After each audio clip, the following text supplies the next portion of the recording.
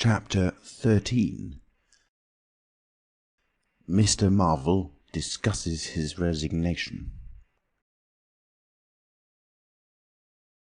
When the dusk was gathering, and Iping was just beginning to peep timorously forth again upon the shattered wreckage of its bank holiday, a short, thick-set man in a shabby silk hat was marching painfully through the twilight behind the beech woods on the road to Bramblehurst. He carried 3 books, bound together by some sort of ornamental elastic ligature, and a bundle wrapped in a blue tablecloth. His rubicund face expressed consternation and fatigue. He appeared to be in some sort of spasmodic hurry.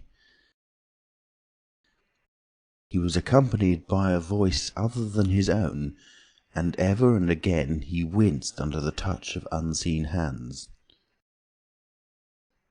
"If you give me the slip again," said the voice, "if you attempt to give me the slip again—" "Lord," said Mr. Marvel, "that shoulder's a mass of bruises as it is." "On my honour," said the voice, "I will kill you." "I didn't try to give you the slip," said Marvel, in a voice that was not far remote from tears. "I swear I didn't. I didn't know the blessed turning, that was all. How the devil was I to know the blessed turning? As it is, I've been knocked about." "You'll get knocked about a great deal more if you don't mind," said the voice, and Mr. Marvel abruptly became silent. He blew out his cheeks, and his eyes were eloquent of despair. "It's bad enough to let those floundering yokels explode my little secret without your cutting off with my books. It's lucky for some of them they cut and ran when they did. Here am I. No one knew I was invisible. And now what am I to do?" "What am I to do?" asked Marvel sotto voce. "It's all about. It will be in the papers. Everybody will be looking for me, everyone on their guard." The voice broke off into vivid curses and ceased. The despair of Mr. Marvel's face deepened and his pace slackened. "Go on," said the voice. Mr. Marvel's face assumed a greyish tint between the ruddier patches.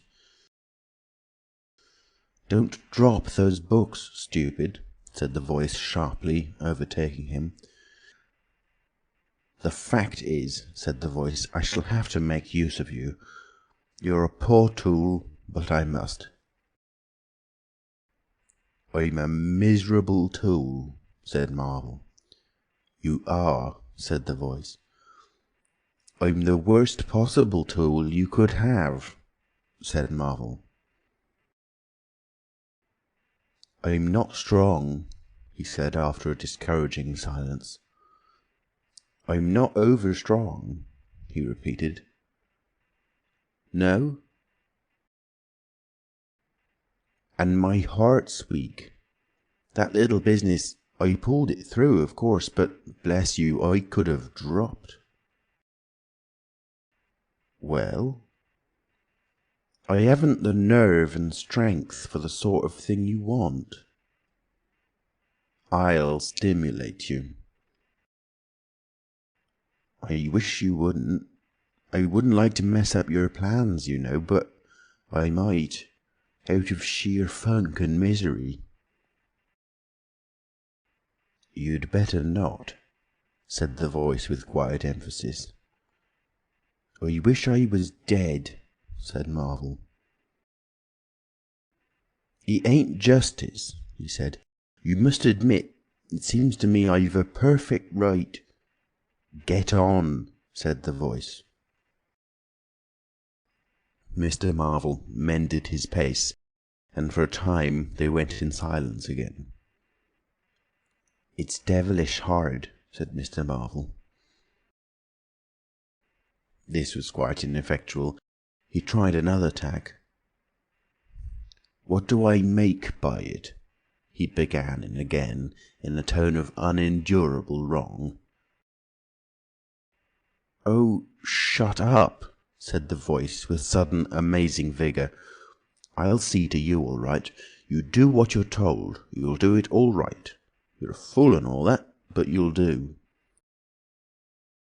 "I tell you, sir, I'm not the man for it. Respectfully, but it is so." "If you don't shut up, I shall twist your wrist again," said the Invisible Man. "I want to think." Presently 2 oblongs of yellow light appeared through the trees, and the square tower of a church loomed through the gloaming. "I shall keep my hand on your shoulder," said the voice, "all through the village. Go straight through, and try no foolery. It'll be the worse for you if you do." "I know that," sighed Mr. Marvel. "I know all that." The unhappy-looking figure in the obsolete silk hat passed up the street of the little village with his burdens, and vanished into the gathering darkness beyond the lights of the windows.